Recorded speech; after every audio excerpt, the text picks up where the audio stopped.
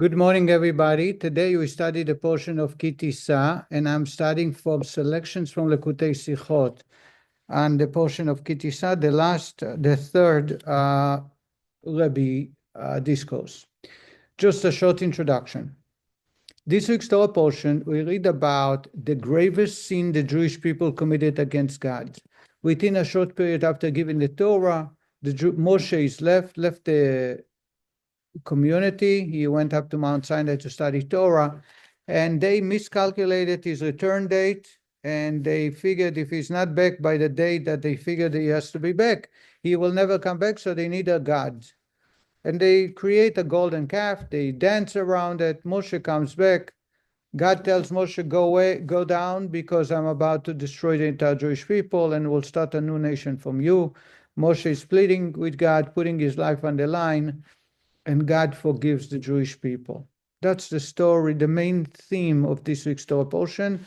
And God introduces us to a new trick, a new way of connecting to God and asking forgiveness. We call it the 13 merciful traits of God. Yud Gimel Midot HaRachamim. And God tells Moshe that whenever the Jewish people are in trouble, they should use the 13 attributes of mercy, and God will atone them. Incidentally, today we studied a portion of Ki Tisa. It's in today's portion from Thursday, which is from 5th to 6th, is the 13 attributes. So I studied it this morning. In addition, tomorrow, today is Passover, tomorrow is Purim. By Purim, there is a chapter of Psalm that Esther recited before she came to King Achashverosh, pleading on behalf of Jewish people. And the chapter is chapter 22. Lamnatseach ala yelet ashachar. Esther is compared to a deer. And she started, Eli, Eli, lama azavtani. The Medrash said that she used the 13 attributes of mercy to ask God's mercy for the Jewish people. So therefore, the Haftorah, the additional reading from the prophets, usually takes on the same theme of the weekly portion. So in the book of Kings, First Kings, there is a story of Elijah and the false prophets, where the Haftorah we read the Haftorah about that story. I want to show, because our discussion is going to be the Haftorah today. I want to give you just a short introduction to the Haftorah. The king is Ahab. His wife's name is Isabel. She loves idol worshippers. He loved idol worshippers. Elijah is sent by God to warn the people and make them change their hearts and worship God. Elijah goes down to the king and he tells him he must summon the idol worshippers. And the Jewish people for a test.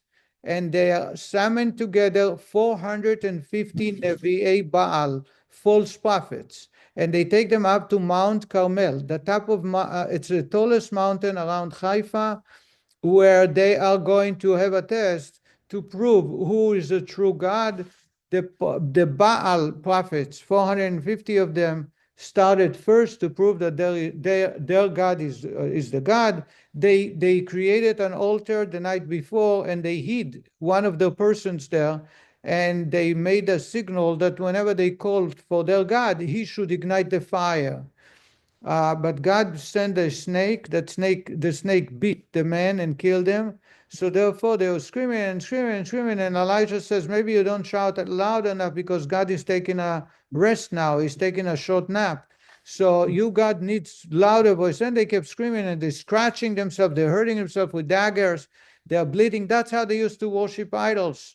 And they were filled with blood, but nothing happened. Then in the afternoon, Elijah said, I want you, he knew about the plot.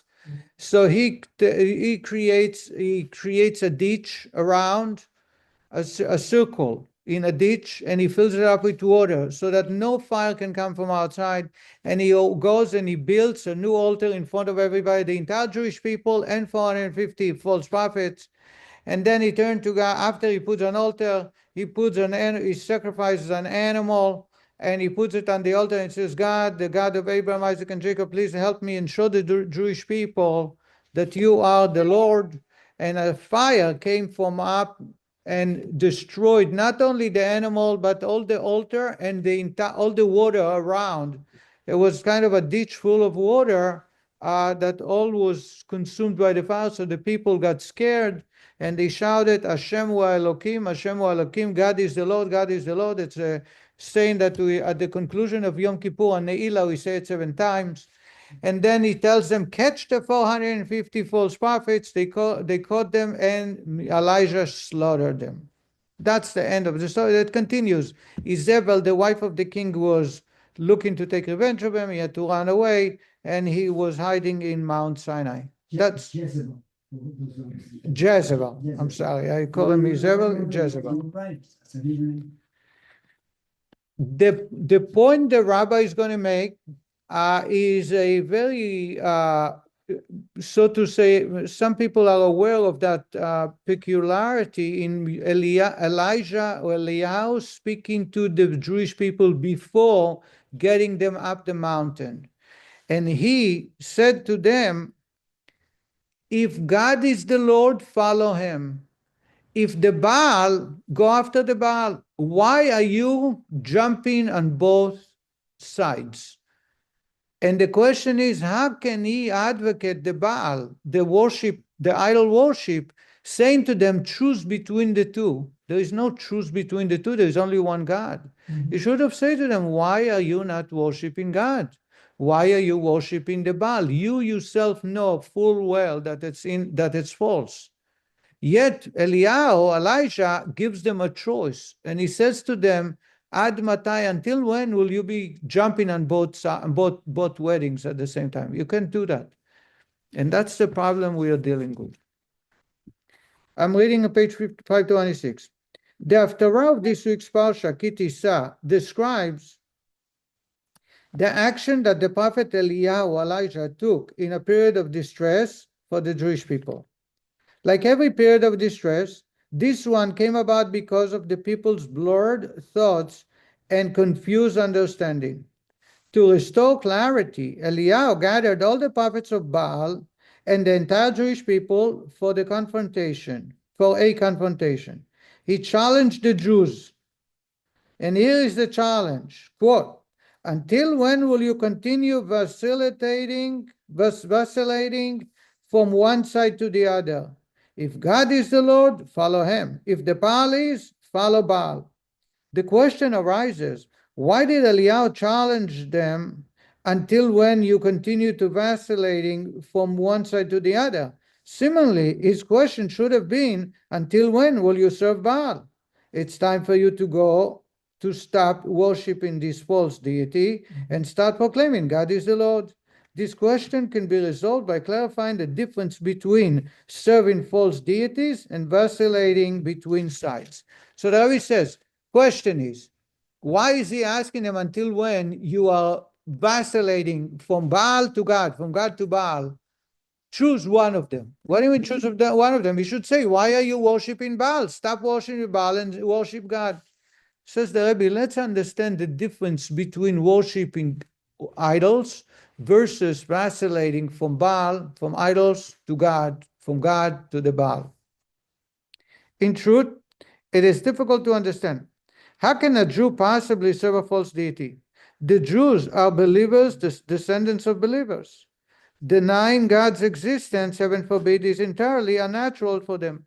So, another question is, where does it get the idea for a Jew to worship idols? After all, a Jew has the nature of their parents and their parents and their parents. And the first one who believed in God was Abraham. He discovered God on his own. And God had given that nature to every Jew. So the fact that a Jew can worship idol is a very unnatural conduct.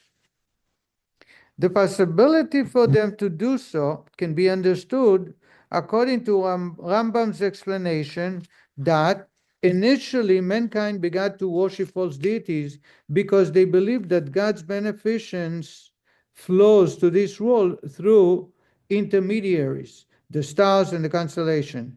For this reason, they bowed down to and honored the stars and the constellation, so that these intermediaries would facilitate the flow of divine beneficence. He says, by the way, I studied in Rambam today's Rambam. Rambam explained that the early idol worshippers, it all started because they saw that there are the constellation, meaning the zodiac system, the stars, they have a power to control and bring blessings to the universe. However, they were just a tool in the hand of the craftsman, which is God. But they separated the tools from the craftsman, and they felt that if they worship those the system, those idols, they will get greater blessing. They did not deny God. God is the Lord over everything, but God has assigned blessings or flow or life or sustenance to those systems, to the system that runs the universe. And therefore, if they pray to the sun or the moon or the star that is responsible for children or wealth, they will receive extra. In truth, however, although divine beneficence flows through such channels, one should not bestow upon the honor upon them, for they are nothing more than an axe in the hand of a chopper. To clarify this point, Chassidut explains that there is a difference between one's parents, whom one is commanded to honor, and intermediaries like the stars and the constellation, whom not only are we not commanded to honor, but are prohibited to worship. When parents conceive a child, their actions are performed in partnership with God. As our sages state, there are three partners in conception of a child: the Holy One, blessed be He, his father and his mother. Although God is the primary partner, as our sages continue, the Holy One, blessed be He, implants in him the soul. A child is obligated to honor his parents because they had their choice whether to conceive him or not. This is also the point of saying of our sages: the wine belongs to the owner, but the waiter deserves favor. That is, although the wine does not belong to the waiter, he deserves recognition for his willingness to serve it. Similarly, even though God is the source of a child's life, his parents deserve honor for choosing to conceive him. By contrast, intermediaries like the stars and the constellations have no choice but to convey divine beneficence. They are no more than an axe in the hand of a chopper. Did you understand the distinction?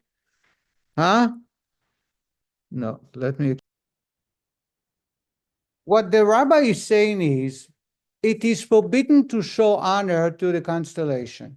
It's forbidden to say thank you to the sun or moon, although they do bless our universe.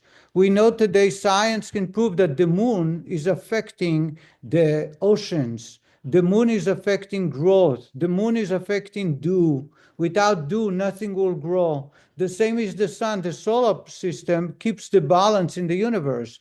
If there be no sun, everything will freeze. The oceans will rise above. The sun keep control of the level of water. And there are many other that we don't know that affects the universe in unbelievable number of ways. It's forbidden. Yet we are commanded to honor our father and mother. You can ask the same thing. The father and mother are the channel through which God has given me a blessing called life. So I should thank only my God, not the parents. Says the Rebbe, the distinction between the two is the constellation have no choice. The constellation do as they are told. Therefore, there is no place for appreciation. The parents, on the other hand, have a choice. They chose to conceive the child. And today, with a small pill, they can even stop it at a later stage, right? Mm-hmm. So therefore, they should be appreciated forever for their choice. And as the Talmud tells us, if you are being hosted by a nice friend, by a good friend, who has a very good tasty wine, or a nice piece of steak, and there is a waiter serving you, you're going to say thank you to the server, to the waiter. But in truth, the waiter doesn't do much other than just deliver it to you. The real thanks should go to the host, to the owner, or to the chef, or to the winemaker. Yet we thank the waiter, and the reason is because they made the choice to be here to serve you, and for that you say thank you. Now, says the Rebbe, that does not apply to the constellation, because the constellation did not do anything on their own volition. If they made a choice to deliver God's blessing or not, they should be thanked, they should be worshipped, so to say. But being that they have no choice, it's all by God, to the T and the dot, to the smallest part, therefore there is no place to thank them. The early generations, in the time after Adam, Enosh, Dor Enosh, the generation of Enosh, they mistakenly assumed that the constellation have a mind of their own, a soul of their own, and therefore they deserve appreciation. And over time, not only they were appreciated, which is idol worship on its own, because God forbade that, but they became their own gods. So now you have a God of children, you have a God of wealth, the God of rain, etc. Is that clear now, Alvin? Do you understand now? Constellations are inanimate, correct? Correct. No, well, Rambam writes that the constellation have a life and are very intelligent, and in fact, their level of intelligence is greater than that of a human. Constellation. Yes. But it's not a human. It's the fact that they are not humans does not disqualify them from having intelligence. In other words, for you, intelligence is what you see here, you see by yourself. Right. But that's called human intelligence. But intelligence on its own does not have to be a human intelligence. Here, today we have AI, right? Mm-hmm. We're starting to realize that intelligence is not a human intelligence, because we're able to create a machine that can think on its own. Okay. Yeah. I tell this create me. So far, that intelligence is not that great in images. I tell him, create me a chassid contemplating yesterday. So he did a chassid with long payas and a hat. And I don't want the hat and I don't want the payas. I say to him, without a hat. He says, okay, I took off the hat. So he took off the hat and he put a different hat. So I say to him, no hat, just yarmulke. So he said, okay, I'll get you a yarmulke. And he puts him a yarmulke in his hand, but the hat is still there. So there's still, I had to give up. It doesn't work. I say no background, they put checker background. If there is no background, but there is background. There is, but in many, and it's going to get there eventually. Today, if I say it's going to get there, it's not an imagination or wishful thinking. No, it is reality, for sure. It's not. So when Rambam writes, he's talking, this is the days that we, these days, that's what we study. Today we study about the generation of Enosh. That's how it started, idol worship. But previously he's talking about the constellation. He says that they do have intelligence, and their intelligence is far greater than the intelligence of the human, but below angels. However, they cannot do anything on their own. They make no decisions. They do not have a choice. Can we continue? This is just the introduction. Thus, I'm going to skip some sections so we can get to the real discussion here. Says the Rebbe that in essence, it doesn't belong to a Jew to worship idols. A Jew and idol worship is very foreign. A Jew believes in God because that's naturally an inborn nature that God planted in the Jewish people.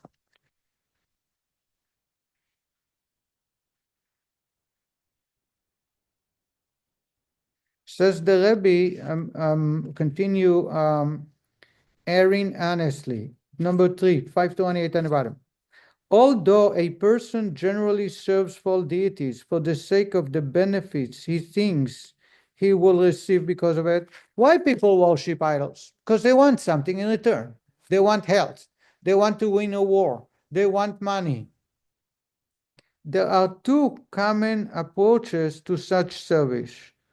those who worship idols, it can be done in two different ways. Worshipping false deities in earnest and vacillating between the sides.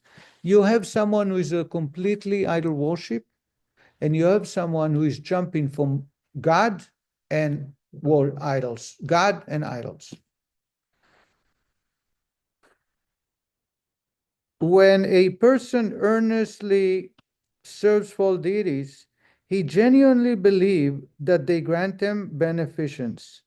Thus, although he acts out of self-interest, he is honest and truthful, genuinely believing that serving the false deities will cause them to grant him beneficence. Says the Rebbe, a guy that worships idols, he makes a major mistake, but at least he's being honest. He trusts that it will grant him what he needs, and therefore he worships it. Simple, he's not hiding behind something else.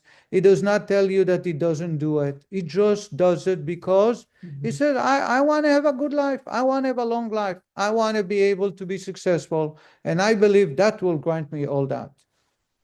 By contrast, a person who vacillates from side to side, lives in a state of confusion. Do you understand that idol and God, it's contradictory, self-contradictory, and therefore it's a conflict or confusion? There are some people who have no certainty whatsoever. They are always in a state of doubt. From time to time, they realize that the worship of false deities is insubstantial. Nevertheless, they continue to vacillate from one side to the other. Another manner of shifting sides is what the sages refer to as shituf, a belief that there is a partnership between these deities and God. One who has adopted this way of thinking, believes in God, but also lahavdil in a false deity. In truth, in other words, someone who is worshiping the idols and God, he is confused. He is not sure. He will worship deities, then he says, no, I have to worship God, but then he goes back. In addition, he includes God at the same level as the deities. So even when you worship God, it's on the same level as the other deities.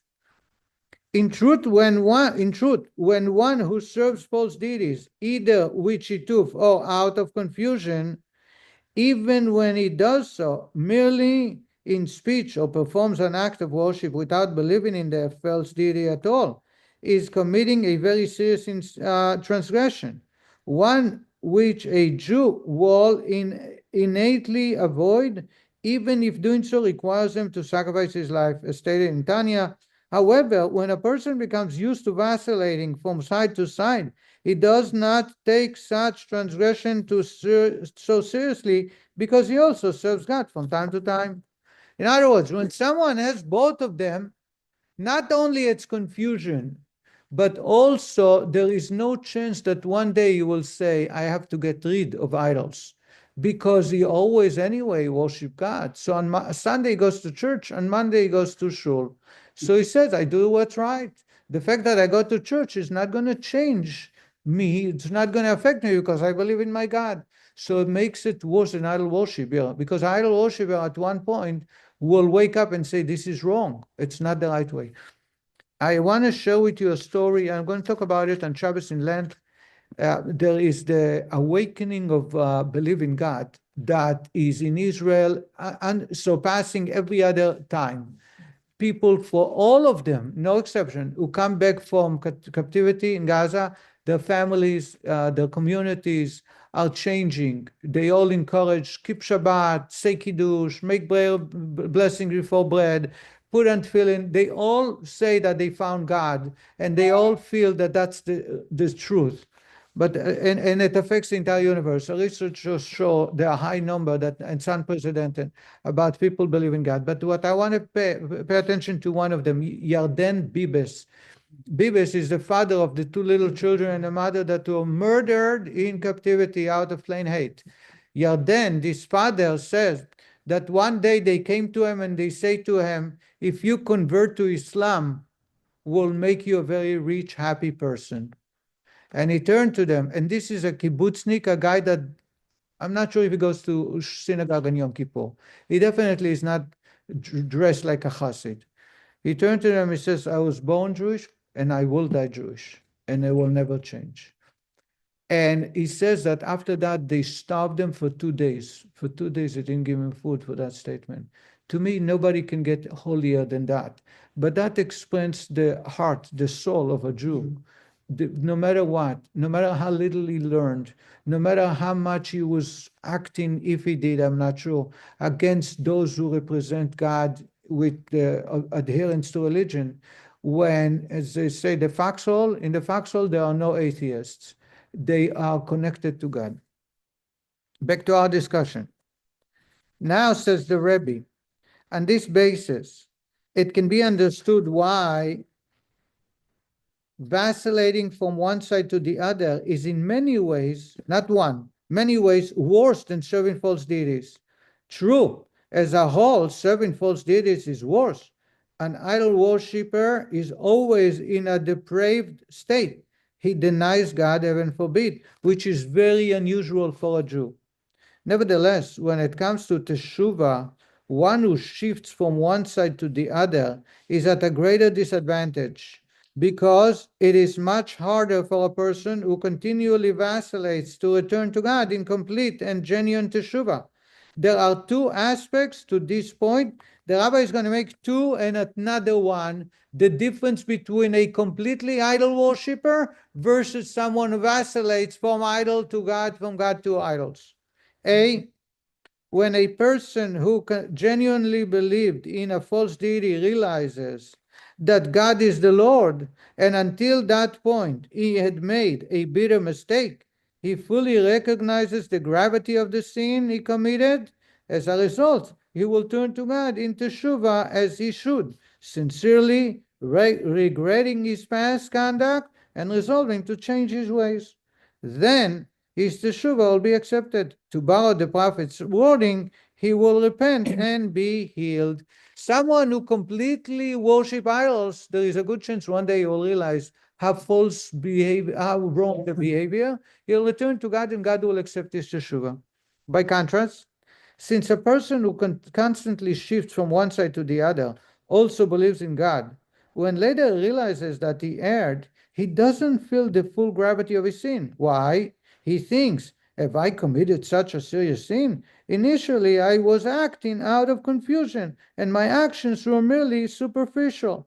In truth, like all Jews, have always been a believer, to the descendant of believers. Consequently, such a person will never feel genuine regret, and his teshuvah will not be complete. Makes sense? When you worship, not you, but when a person worship idols and worship God, he will say, I was stupid, I didn't know what I was doing, but anyway, I prayed to God. So the teshuvah, the regret, is not deep, is not genuine, and therefore it would be lacking. B, another distinction, a person who believes in a false deity without shituf, without jumping to God and back to idols, is utterly spiritually defiled, heaven forbid. He mistakenly believes that the Baal is God, heaven forbid.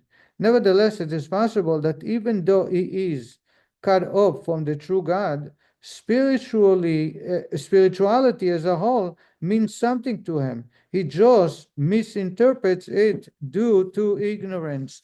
Someone who worships idols, says the Rebbe, it's because he's looking for spiritual connection. That spiritual connection is defiled, is abhorrent, is wrong, and it takes someone down the drain. But he's always searching for spirituality. Therefore, there is a chance that one day he will find God's spirituality because he's searching for spirituality. By contrast, vacillating back and forth, following the approach of shituf, reflects a drastic level of depravity. Not only does the person not seek a genuine connection to the true God, he has no connection with the concept of spirituality as a whole. It doesn't mean enough to him. The proof of this is the inner contradiction he faces. Even though he knows the truth that God is the Lord, he is perfectly happy, heaven forbid, to temporarily trade God for material benefits. To borrow scriptural terminology, exchanging the source of living water to hew out broken cisterns. Says the Rebbe, when someone is worshiping God and idols, what he tells you is actually he's not looking for spirituality. He's looking for more money. He's looking for a better lifestyle. He wants to enjoy life, to feel good, to feel the pleasantness of pleasures. And therefore, he's searching. He'll find it with God. He'll go. Then somebody told him, you want to have a lot of money? You need rain in your field. Go and worship the idols. And tomorrow he comes back to pray in synagogue. In other words, what he does is for physical, materialistic benefits. And therefore, one day, if he finds out that he was wrong or led to in a wrong behavior, conduct in speech or action, it doesn't mean that he'll turn back to God, because God is all about spirituality connection, and that's not what he is all about. A person who serves false deities, if spirituality is important to him, will turn to God in teshuvah wholeheartedly when he realizes his mistake. However, since spirituality does not mean anything to a person who vacillates from one side to the other, the only thing that is really important to him is getting by in the material world. Even when he realizes that in truth, material benefits are solely dependent on God, he will not turn to God in true teshuvah. He will repent only for the sake of material benefits. Says the Rebbe, the teshuvah will not be complete because all he wants is more money. All he wants is to be healed. And therefore, he looks for materialistic benefits. So when someone says to him, the path that you're taking is wrong, it doesn't mean that he'll turn to God, because after all he wants is to enjoy life and nothing else. The Rebbe says there is one more very painful difference between idol worshiper and someone who vacillates between the two. The above applies with regards to a person's own self. There is, however, another perspective for which one who shifts from one side to the other is worse than the one who earnestly serves false deities. The effect his conduct will have on others. Says Rebbe, until now we talk about the person himself. Will it return when he recognizes God completely or not? Will he want to serve God or not? But that's about the person himself who worship the idols. Mm-hmm. Now let's talk about the effects on the community and other people. When a person serves a false deity, heaven forbid, no believing Jew will learn from him, knowing that he denies God. No one will share serious contact with him. Right? If I find someone who is worshiping idols, I put my hand and said, stay away from me. I don't want to see you. I don't want to relationship with you. I stay away, and there is no chance he can influence a Jew who believes in God. By contrast, a person shifts from one side to the other, since he is also a believer, others may be influenced by him and emulate his example. In this way, he becomes one who causes others to sin, and causing others to sin is more severe than other transgressions. Says the Rebbe, if someone goes to synagogue and goes to church, he will befriend people in the synagogue and then say, oh, we're having a party at the church, they give out free chocolate. Why don't you join me? In other words, the guardrail, the fence that should be created between a Jew who believes in God and idol worship is removed, because that man is also worshiping God. Thus, you will influence others as well. Now,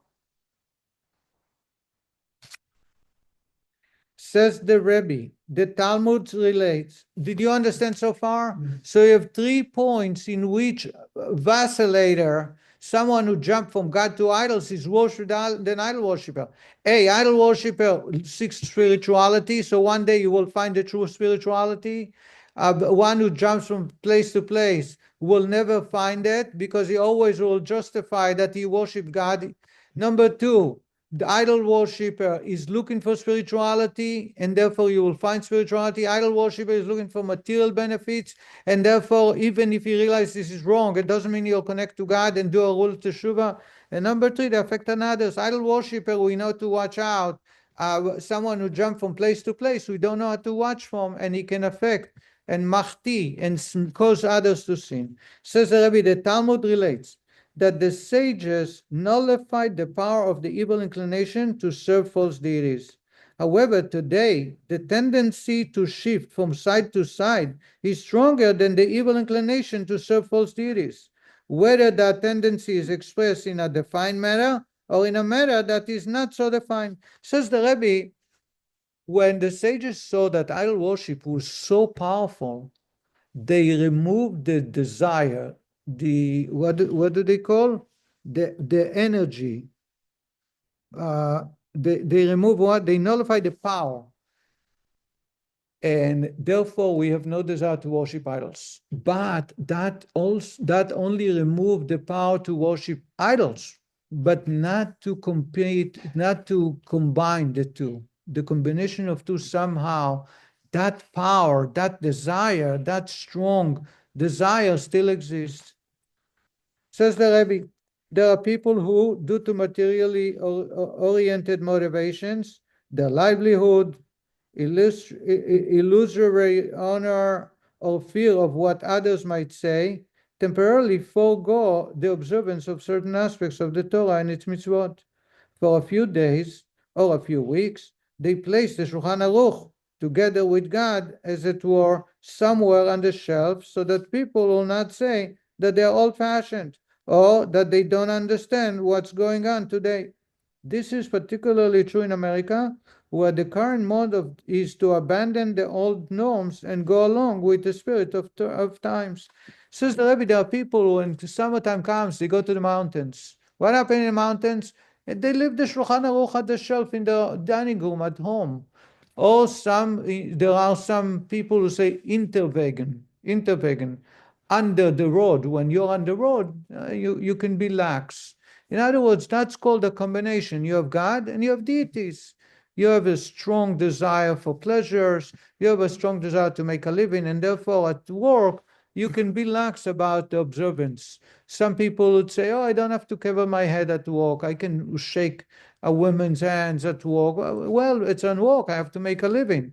Business is becoming a deity. It's the source of my sustenance. Remember what Rambam writes, that in the generation of Enosh, the start was that they knew that God is the Lord of everything, but God gave the influence of good through different constellation. So running a business is another way, a tool that serves God. However, we need to remember it's forbidden to worship it. Some people worship it. What do you mean? Forgo God's commandments for the sake of doing more business.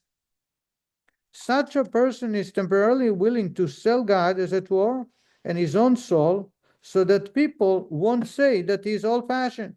In order to receive illusory honor or money, in truth, that money will go to a doctor or the like, because money that originates from something against God's desires will inevitably be spent on undesirable matters. Our sages interpret the verse, may God bless you and protect you, as bless you possessions and protect you from harmful factors.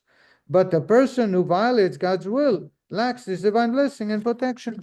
In other words, it's not enough to be blessed financially. You have to be blessed that the money that you're blessed with be utilized in a blessing, to buy kosher food, to treat your spouse, to travel, to live a comfortable life, but not to pay for a broken leg, God forbid, not to pay for lawsuit, God forbid, not to pay for things that cause pain and grief. And by realizing that God is the only sustenance, is the only way to get God not only blessing, but also protection. Says the Rebbe that all the points that was made before apply in the business world, where people abandon God temporarily when they're at a business, or during summertime when they're on vacation. There is no chance they will do teshuvah so completely, because they feel that they worship God. When they go back to town, they will serve God. When at night or Shabbat comes, they do what's right. B, they only interested in materialistic, not spirituality. So there is no chance that one day they'll realize they have to connect to God, because spiritually is not their priorities. Priority is materialistic. And C, they influence others because they are in synagogue. They are part of this community, and therefore they can influence others to act in the same way when it goes to business, when it comes to dealings, or in a certain particular, when they travel, when they take a cruise. Oh, we don't have to. When summertime, we go to the mountains, we don't have to dress properly, etc. That is what Elijah says. We're going to finish now. Number 7, this is the lesson from this Haftorah. By challenging the people, until when will you continue to vacillate from side to side? Elijah, was emphasizing that such conduct is worse than the worship of false deities. At that time, Eliyahu's words aroused all the Jews to genuine teshuvah. They proclaimed, God is the Lord, God is the Lord, making that statement twice. At the giving of the Torah, God declares only once, I am God, you Lord. But they accepted it twice, meaning double connection to God. As explained in many sources, this indicates that through teshuvah one reaches a higher level than before the sin. To borrow a scriptural term, a double portion of wisdom. They repeated it twice because the connection to God now is much deeper than before they sin. Once a person will do teshuvah, it's like a tie. When you bind two ropes that were torn, the area is twice as big, as thick. Otherwise, you cannot connect them. So when they did teshuvah, they repeated it twice to show that the connection is double that of what it was before. The intent is not merely to a double portion in quantitative sense, but qualitatively so. The double portion represents a level that is incomparably higher than the first. The above is relevant at present as well. All those who vacillate from side to side must turn to God and in teshuvah, thereby attaining a double portion of wisdom. And the Rebbe says that this is the Jewish people are responsible for one another, and therefore we need to look out for everyone and realize when you see someone who is jumping from place to place, in the morning he's part of God, but when he travels he forgets God, or when he goes on a cruise, or when he goes to another for a vacation, he forgets about God. We need to tell him this is worship worse than worship idols, as mentioned before. But the goal is for him to return to God. In returning, he is actually achieving double portion, qualitatively and quantitatively. And that's the lesson from this week's portion. Thank you so much. Thank you.